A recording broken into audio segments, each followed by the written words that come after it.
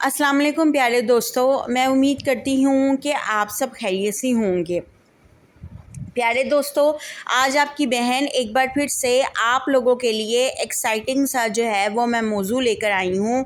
मेरी हमेशा ये कोशिश होती है कि मैं आप लोगों के साथ वो मौज़ूआत शेयर कर सकूँ जिससे मुझे भी सीखने को बहुत कुछ मिले और जिससे आप देखने वाली ऑडियंस को भी सीखने को बहुत कुछ मिले। तो आज की वीडियो स्टार्ट करने से पहले आप लोगों के साथ गुजारिश की जाती है कि अगर आप लोग मेरे चैनल के ऊपर नए हैं तो मेरे चैनल को लाइक, शेयर और सब्सक्राइब करना ना भूलें और आपने आज की इस खूबसूरत वीडियो को दूसरों के साथ भी शेयर करना है ताकि दूसरे लोग मेरी आज के इस ज़बरदस्त मौजू से जो है वो मुस्तफ़ीद हो सकें।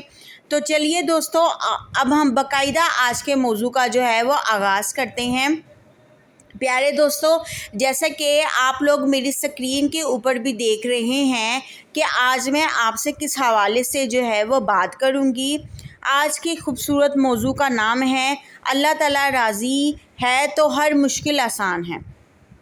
प्यारे दोस्तों, मैं यहाँ पर एक बात कहना चाहती हूँ कि हम अपनी ज़िंदगी में ना बहुत ज़्यादा ना परेशान रहते हैं क्योंकि हमारी ज़िंदगी जो है वो परफेक्ट नहीं होती और हमें अपनी ज़िंदगी में ना तरह तरह की मुश्किलात और तरह तरह की तकलीफ़ों का ना रोज़ बरोज़ जो है वो सामना करना पड़ता है। और कुछ तकलीफ़ें तो इतनी ज़्यादा हो जाती हैं, वो हमारी बर्दाश्त से बिल्कुल बाहर हो जाती हैं और उन्हें बर्दाश्त करना और उनके ऊपर सब्र करना बहुत ज़्यादा जो है वो मुश्किल हो जाता है।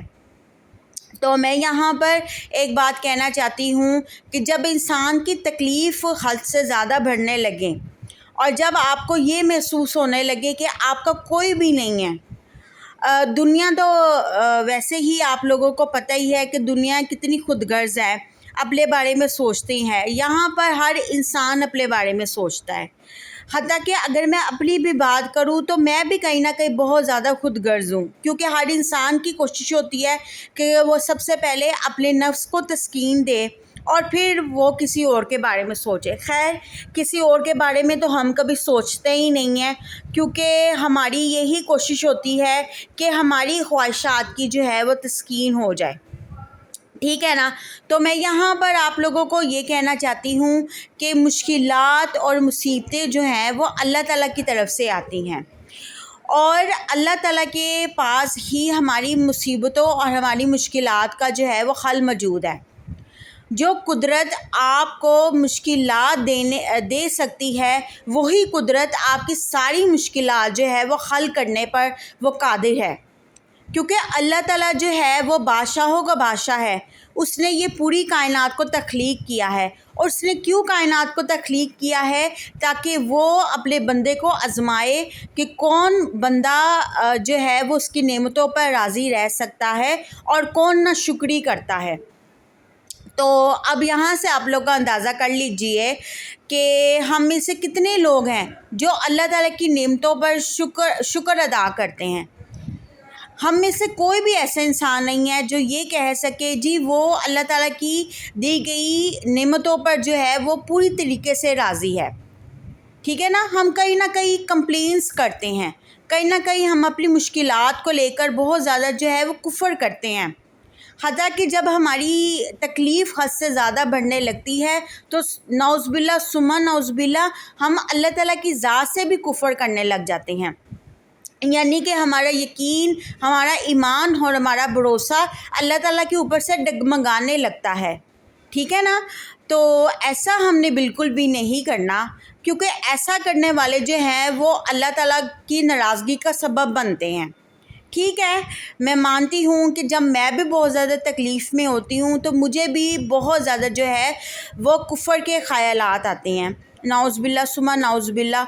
और मैं ये सोचने पे मजबूर हो जाती हूँ कि अल्लाह ताला को मेरी परवाह ही नहीं है, अल्लाह ताला तो मेरी तरफ देखता ही नहीं है। हम यही सोचते हैं ना कि जब भी हम पर कोई मुश्किल आती है, कोई परेशानी आती है, कोई तकलीफ़ आती है या कोई आजमाइश आती है तो हम ये सोचते हैं कि अल्लाह ताला तो मेरी तरफ देखता ही नहीं है, शायद मेरे गुनाह इतने बढ़ चुके हैं कि अल्लाह ताला ने अभी तक मुझे माफ़ नहीं किया। हम ऐसा ही सोचते हैं। جبکہ ایسا سوچنے والا انسان اپنے آپ کے ساتھ ہی غلط کرتا ہے، یعنی کفر کرتا ہے، ٹھیک ہے نا۔ پہلی تو بات یہ سمجھ لیں کہ اللہ تعالیٰ کی نعمتوں سے وہی لوگ محروم ہوتے ہیں جو اللہ تعالیٰ کی نعمتوں کا کفر کرتے ہیں۔ اللہ تعالیٰ کی رحمت سے کبھی بھی نا امید نہیں ہونا چاہیے، کیونکہ یہ قرآن کے الفاظ ہیں، ٹھیک ہے نا۔ اور جو انسان کفر کرتا ہے وہ رحمت خداوندی سے جو ہے وہ منہ موڑ لیتا ہے، ٹھیک ہے۔ تو اس کا مطلب تو یہ ہے کہ ہم اپنے خالق و مالک کے اوپر یقین ہی نہیں کرتے، بھروسہ ہی نہیں کرتے، اور ہم دنیا والوں کی باتوں میں آ کر نعوذ باللہ ثم نعوذ باللہ جو ہے وہ اپنے دین سے ہی نا منہ موڑ لیتے ہیں، ٹھیک ہے نا۔ ہم کفر کا راستہ اختیار کر لیتے ہیں، تو ایسا ہم نے بالکل نہیں کرنا، کیونکہ ایسا کرنے والے نہ صرف اپنے آپ کے ساتھ غلط کرتے ہیں بلکہ وہ جہنم کے اس نچلے درجے میں پھینکے جائیں گے جہاں سے ان کا نکلنا بہت زیادہ مشکل ہو جائے گا۔ تو میں یہاں پر آپ لوگوں کے ساتھ یہ امپورٹنٹ بات شیئر کرنا چاہتی ہوں کہ میرے چینل کا جو مقصد ہے وہ آپ لوگوں کے اندر امید، یقین اور اللہ تعالیٰ کے اوپر بھروسہ قائم کرنا ہے۔ اللہ تعالیٰ کے اوپر بھروسہ رکھیں، اللہ تعالیٰ کے اوپر یقین رکھیں۔ جہاں سے آپ کی ہمت ٹوٹنے لگے، جہاں سے آپ کا بھروسہ ڈگمگانے لگے، وہاں یہ سوچ کر دوبارہ یقین کر لیجئے کہ میرا اللہ ہے نا، پھر مجھے فکر کس بات کی ہے۔ پیارے دوستو، اللہ تعالیٰ نے ہر انسان کی قسمت میں نہ کوئی تکلیف اور آزمائش لکھی ہوئی ہے، ٹھیک ہے نا۔ اب انسان کے اوپر ڈیپینڈ کرتا ہے کہ وہ اس تکلیف کو، وہ اس مصیبت کو کس طرح سے ہینڈل کرتا ہے، کس طرح سے اس کے اوپر اوور کم کرتا ہے۔ کچھ لوگ تو بہت زیادہ صبر کرنے والے ہوتے ہیں نا، کیونکہ اللہ تعالیٰ نے ان کی ول پاور تھوڑی سی زیادہ رکھی ہوتی ہے، مضبوط رکھی ہوتی ہے، تو وہ جلدی ہی اللہ تعالیٰ کے فیصلوں کے اوپر راضی ہو جاتے ہیں، اور ایسے ہی لوگ اللہ تعالیٰ کے نزدیک محبوب ترین ہوتے ہیں۔ لیکن کچھ لوگ میری طرح جو ہیں وہ کمزور ہوتے ہیں، ادنا ہوتے ہیں، گنہگار ہوتے ہیں، بہت زیادہ گنہگار سمجھ لیجئے نا، تو وہ اتنی جلدی جو ہے وہ اپنا ایمان جو ہے وہ مضبوط نہیں کرتے۔ وہ یہی سوچتے ہیں کہ اللہ نہیں ان کی طرف دیکھ رہا، اللہ ہی ان کو پہچاننے کی کوشش نہیں کر رہا۔ اگر اللہ نے ہی ان کا ساتھ چھوڑ دیا تو دنیا تو ویسے ہی جو ہے وہ ذلیل کرتی ہے، دنیا تو آپ کو ویسے ہی جو ہے وہ کمزور سمجھ کر اور بیکار سمجھ کر ذلیل کرتی ہے۔ تو آپ کے لیے دنیا کی باتیں اور دنیا کی ضلالت امپورٹنٹ نہیں ہونی چاہیے۔ آپ کے لیے امپورٹنٹ ہونا چاہیے کہ میرا اللہ راضی ہے نا، تو سب کچھ سیٹ ہے۔ اگر اللہ ہی راضی نہیں ہے تو کچھ بھی سیٹ نہیں ہے۔ آپ کا بنتا ہوا کام بھی بگڑ جائے گا جب تک آپ کے ساتھ اللہ کی ذات موجود ہے۔ اللہ کی ذات تو ہر کسی کے ساتھ موجود ہے۔ اللہ تو اس انسان کے ساتھ بھی موجود ہے جو کہ اس کی نظروں میں سب سے زیادہ گنہگار ہے، لیکن ہم نے اللہ تعالیٰ کی رحمت سے، اللہ تعالیٰ کی نعمتوں سے کفر نہیں کرنا، ہم نے اللہ تعالیٰ کی رحمت سے نا امید نہیں ہونا، ٹھیک ہے نا۔ کیونکہ جب انسان نا امید ہوتا ہے، ہوپ لیس ہو جاتا ہے، تو وہ کفر کرنے لگ جاتا ہے۔ تو دوستو، یہی تو ایمان کی کمزوری کی سب سے بڑی نشانی ہے کہ جب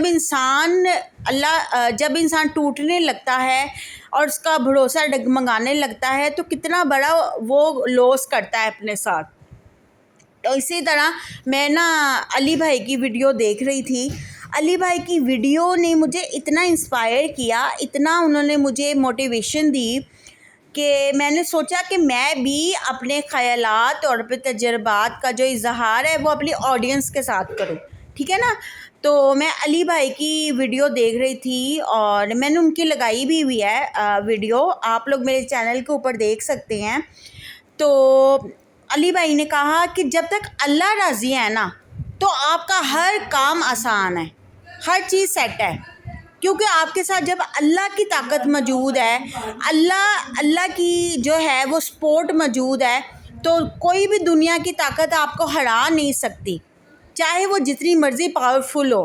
لیکن اگر آپ کے ساتھ اللہ ہی موجود نہیں ہے، اگر اللہ ہی نہیں چاہتا کہ وہ آپ کا ساتھ دے، وہ آپ کو وہ آپ کی ساری مشکلات حل کرے، تو آپ جتنے مرضی دنیاوی سپورٹرز لے آئیں، اپنے ساتھ دنیاوی دوست لے آئیں، آپ کا کوئی بھی مدد نہیں کر سکتا۔ اور ویسے بھی اس دنیا میں تو ہم گناہ کر کے بچ جائیں گے نا، لیکن آخرت میں ہمارے ہر عمل کا جو ہے وہ ہم سے حساب لیا جائے گا۔ وہاں پر کوئی ہمارا دوست، کوئی ہمارا یار، حتیٰ کہ ہمارے والدین، ہمارا کوئی بھائی بہن بھی ہماری مدد نہیں کر سکے گا۔ وہاں پہ ہم سب ہیلپ لیس ہوں گے۔ جیسا کہ جب انسان پیدا ہوتا ہے نا تو وہ ہیلپ لیس ہی ہوتا ہے، لیکن جب انسان مر جاتا ہے تو اس کا کوئی بھی ساتھ نہیں دیتا۔